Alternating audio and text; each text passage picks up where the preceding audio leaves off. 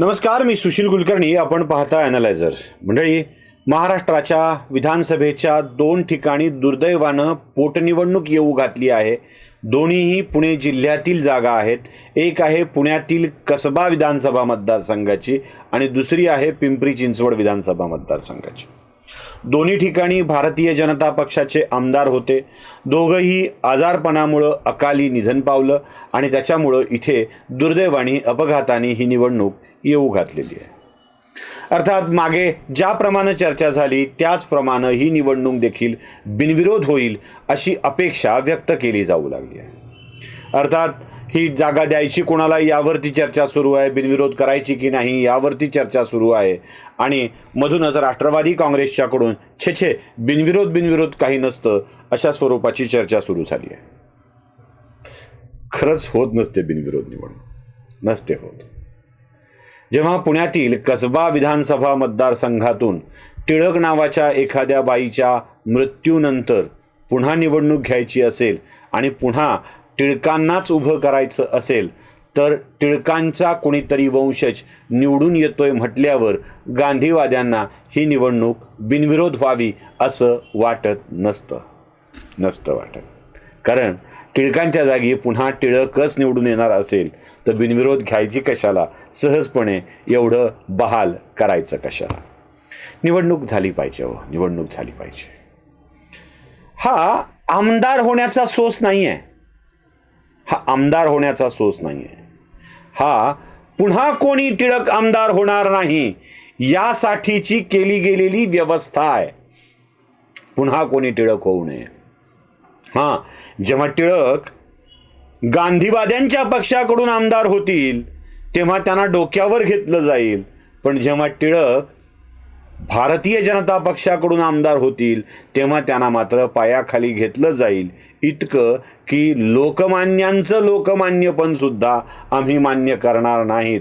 त्यामुळं उगाच आशा लावून बसू नका की निवडणूक बिनविरोध होईल. उमेदवार दिलाच जाईल. खास करून अशा काही लोकांची उमेदवार होण्याची इच्छा आहे ज्यांना या सगळ्यांना विरोध करावा वाटतो, त्यांना तरी या निवडणुकीच्या रिंगणात उतरवलं जाईल. मुंबईत जेव्हा लटकेंचा मृत्यू झाला त्यावेळी राजकीय संस्कृती सांगणारे आता राजकीय संस्कृतीचा दाखला देऊन या निवडणुकीत माघार घ्या अशी विनंती सुद्धा करणार नाहीत आणि टिळकांच्याच कुटुंबातील कोणाला आमदार सहजपणे होऊ द्या असं सुद्धा कोणी म्हणणार नाही. हे झालं पुण्यातलं. जरा पिंपरी चिंचवडचं. पिंपरी चिंचवडमध्ये तर राष्ट्रवादी काँग्रेस पक्षाला आपली शक्ती दाखवायची आहे. कुमकुमी आहे. पिंपरी चिंचवडची मनपा, पुण्याची मनपा भारतीय जनता पक्षाने त्यांच्या ताब्यातून काढून घेतलेली आहे. अशा वेळी तिथे आमदार देखील निवडून आणलेले आहेत.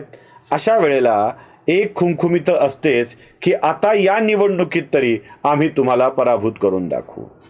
म्हणून दिवंगत आमदाराच्या परिवारातील कोणी उभं राहणार असेल तरीही ही निवडणूक घ्यायची असा अट्टहास राष्ट्रवादी काँग्रेस धरणं सहज शक्य आहे.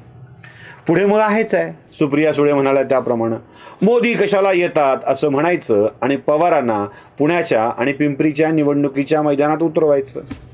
पुणे जिल्ह्याची आन बान शान असलेल्या साहेबांच्याकडून पुन्हा एकदा भावनिक आव्हान करून दाखवायचं. आता बहुतेक सह्याद्री भिजणं अवघड आहे, कारण निवडणूक हिवाळ्यात होते आहे.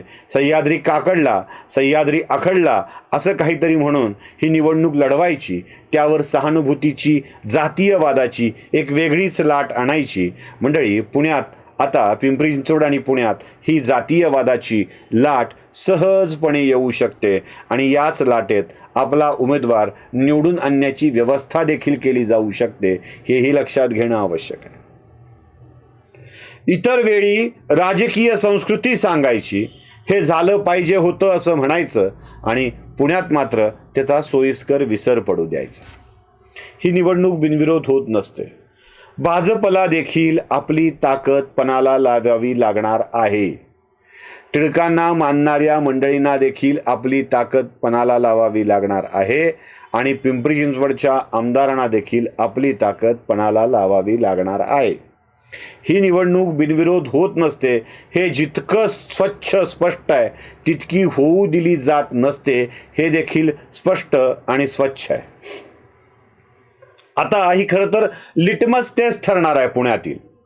लिटमस टेस्ट, अशी लिटमस टेस्ट की जी पुढच्या पुण्यातल्या मनपाच्या विधानसभेच्या निवडणुकांसाठीची चाचणी असणार आहे. म्हणजे या निवडणुकीत पुण्याचा कौल कसा आहे, पुण्याचं मत काय बनतं आहे, तिथला लोकमानस कुठल्या स्वरूपाचा विचार करतो आहे, तो हिंदुत्वाच्या बाजूनी जातो आहे का, की तो हिंदुत्वाच्या पलीकडचा विचार करतोय, अन्य कुठला विचार करतोय, याचा देखील तपासणी होणार आहे. त्यामुळं ही निवडणूक होणार आहे हे नक्की आहे. आणि खास करून हीच ती दोन माणसं आहेत ज्यांनी जिवंत असताना मागचं सरकार पाडण्यासाठीचं आपलं योगदान दिलेलं आहे आजारी असताना. अशा वेळी त्यांच्याच लोकांना कोणाला तरी सहजपणे विधानसभेवर जाऊ दिलं जावं अशी अपेक्षा ना शिवसेना ठेवून असणार आहे, ना राष्ट्रवादी ठेवून असणार आहे, ना काँग्रेस ठेवून असणार आहे.